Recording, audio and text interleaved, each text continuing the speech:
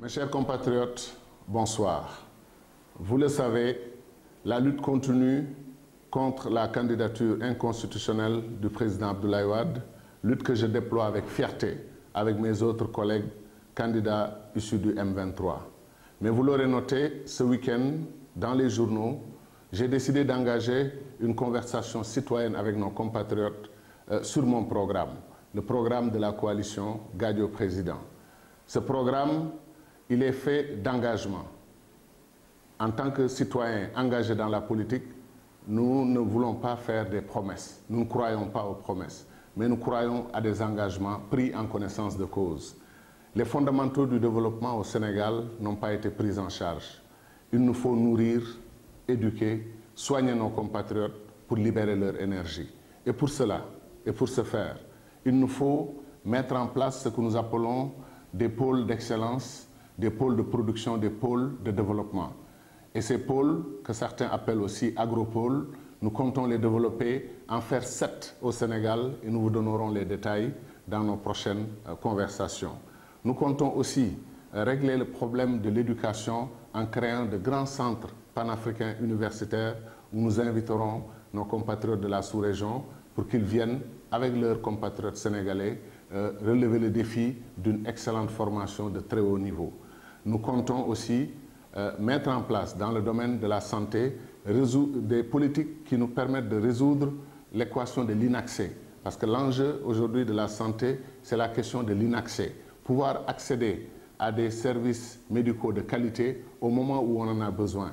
Et je ferai 5 pôles d'excellence médicale de classe internationale au centre, au nord, au sud, à l'est et à l'ouest du Sénégal.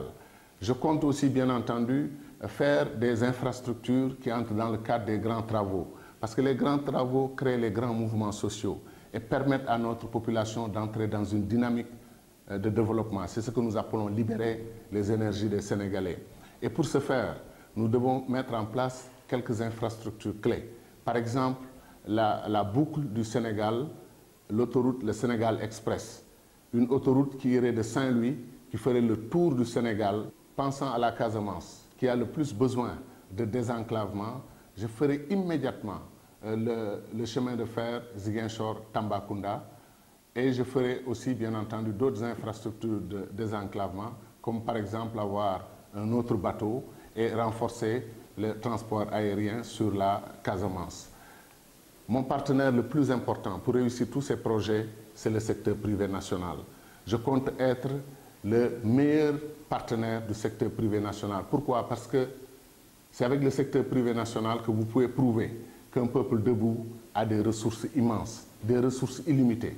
Les ressources du secteur privé national sont illimitées. Si le gouvernement est à leur côté, si le gouvernement les appuie, lève les obstacles, et leurs véritables partenaires, y compris dans la diplomatie économique que nous allons faire pour leur ouvrir les portes et les horizons extérieurs. Parlant de diplomatie, je compte renforcer la responsabilité du Sénégal dans la diplomatie internationale. Petite grande puissance diplomatique. Et vous savez que je suis familier avec ce secteur. Je compte faire aussi de nos voisins mes partenaires les plus immédiats. Je veux que le président de Guinée, celui du Mali, de la Gambie, de la Mauritanie, de Guinée-Bissau et Guinée-Conakry, pensent à moi, leurs frères, leurs amis, leurs compagnons, leurs voisins, comme premier partenaire quand ils ont un problème à résoudre, quand ils ont une bonne nouvelle à annoncer. Je voudrais donc renforcer notre amitié avec les pays frères et voisins. Et bien entendu, je voudrais aussi renforcer nos institutions. Nous ne voulons plus d'un président de la République qui piétine les institutions, d'un président de la République qui ne respecte pas la constitution de son pays. Pour cela, il faut des garde-fous, il faut des garants institutionnels. Nous ne pouvons plus croire à la bonne volonté et aux bons propos des uns et des autres. Nous voulons que tout cela soit verrouillé par des institutions fiables. Mbokk yi dama bëggoon waxtaan ak yéen ci sama programme suba inshallah dinaa ci dellu si gën ko faram-fàcce ak jour yi di ñëw bu ci nekk point bu nekk naa ko jël waxtaan ceeg yéen inshallah. Bandiraɓe haalpulaar en moɗo salminon hande jinnomi ko yewtidde mon programme mouvement coalition Gadio Président so Allah jaɓi janngo mami artu hen mi haalda e mon mi waɗa feere ha paamon ko jinmi haalde ko jinmi waɗande leñol ngol comme ça mbawi on yaarude yeeso enen fof on jarama.